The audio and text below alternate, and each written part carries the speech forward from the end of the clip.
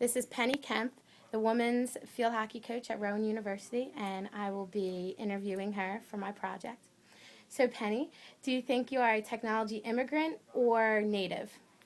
I am a technology immigrant. I didn't grow up with technology, although through the years I've adapted with the technology, especially in my job. It's because of the immigrant natives that I'm recruiting. This is how they communicate. They communicate through emails, text, whereas it used to be before a lot of phone calls. And that's how we would do the recruiting. Now everything is absolutely through emails, text messaging, cell phones. No one gives out home phones anymore. It used to be you have to make recruiting calls on Sunday nights because that's when you knew you can catch the families at home. And now you just ask for cell phone numbers and you call people on their cell phone and it's 24/7 when you can get hold of them. So I've definitely adapted with technology, and it's been very helpful for me in my job, even with contacting the team. And I can send out one text to the entire team that we're starting practice a half hour later, whereas before you'd have to be on a phone chain, and I would call this person, they'd call that person. So, and then we have websites that we use for recruiting that you just, the kids come in, they put it on the website, and they fill in the information, goes right into the recruiting website, and now it's already on my computer where I used to have to input everything, and so. Did you create that website or was it? No. Oh, okay. We purchase it. Okay. And do you think technology today is helping kids as they grow or is it hurting them? I think I think it's yet to be determined, but I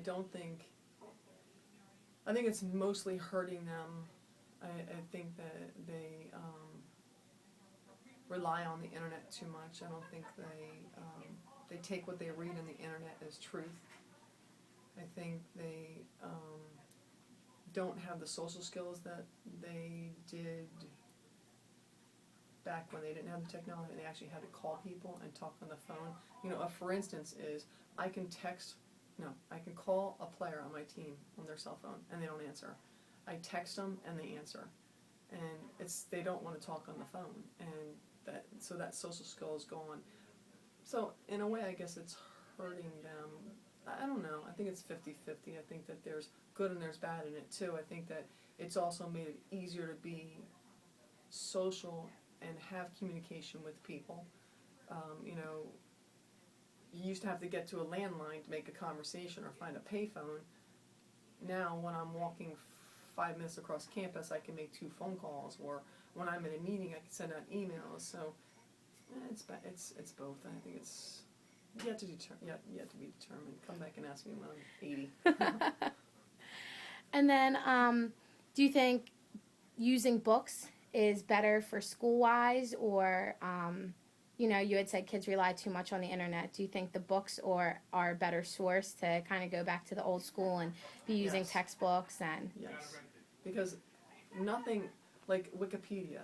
That's just people putting information out, but kids will read that and think it's true, Right. and it's like that's gospel. So and I don't think that their sources aren't checked online, and whereas in a book, the sources are, it's a legit, source and information and stuff like that. But online, it's anyone can post anything and anyone can believe it. I mean, if you ever go to a doctor, doctors will tell you, if a doctor says to you, you have lupus or whatever, they'll tell you the last thing you need to do is go look online to read about lupus, because the information you're getting at, well, first of all, it's a lot of time not right. Second of all, it's not current. And so I think books, yeah. Now, with all the technology that you use, your iPhone and the Mac and the iPad, do you have any social networking, Facebook, Twitter? I do have Facebook, but I only use it for my alumni, to keep in touch with my alumni. I don't use it on a personal basis. Okay. I don't accept any my friends or my family on it. It's simply for my alumni to keep, current with them, so I can, if one of them has a baby, they post the pictures, I can go see that's all. Do you think if you weren't a university field hockey coach that maybe you would accept family or friends, you would use the Facebook a little bit Yes. more, the social networking, but because of your... Yes, but I'd probably still only have like 60 friends on my whole thing, not 650. You know, so it would simply be a legit way of keeping in contact with my family that, you know, is in Illinois or something like that, or friends that are farther away. It would not be what you guys use it as, is a ridiculous social network where people have 650 friends, which you don't have 650 friends. You don't even know who the people are that you're accepting. So I would do that, yeah. And then the last question: when you go home at night after work, after field hockey, do you find yourself watching TV or reading a book or maybe checking your Facebook once you get home for the alumni, or you kind of?